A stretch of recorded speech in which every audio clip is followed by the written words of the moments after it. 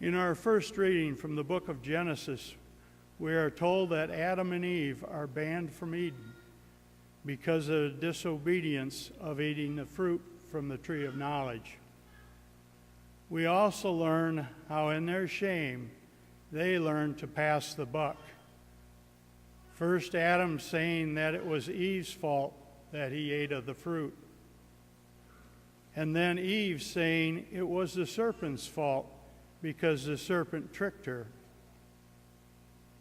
Yes, they are both right as far as they told God, but Adam was there with Eve when she was tricked. Why didn't Adam say, "This is not right. We have been forbidden to eat of this tree"? And Eve was very accepting of the serpent's story of how eating the fruit would make them like gods. So now we throw sin into the equation with all its lies, arrogance, and pride.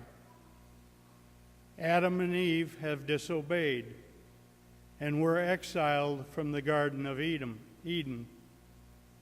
Adam now having to work the soil for the food they eat, and Eve having pain in childbirth, to name just 3 of the punishments they must endure. In this day and age, we are not so different from Adam and Eve, except that the pace of our lives is faster and more complicated.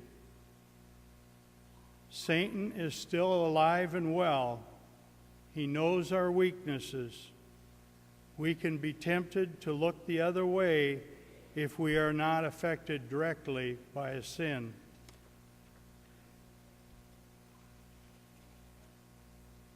See in others, but not ourselves. We can pass the buck too. The pressure to provide for our families the things that our society tells us we need can be overwhelming. With that pressure, there is temptation to look the other way if we see sin in ourselves. The really wonderful thing is that Jesus was sent by the Father to save us. He gives us free choice to be saved or not. He is always calling us back if we have strayed and sinned against him. For God is not vindictive.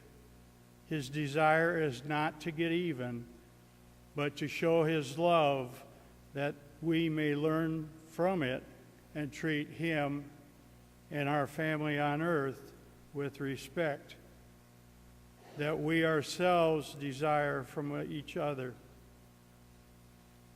We are not forced to love him or to do his will.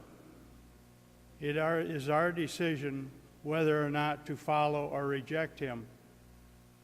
There is much mercy in God, for he has made us in his own image and desires that we be with him in eternal life, just as it was planned from the beginning.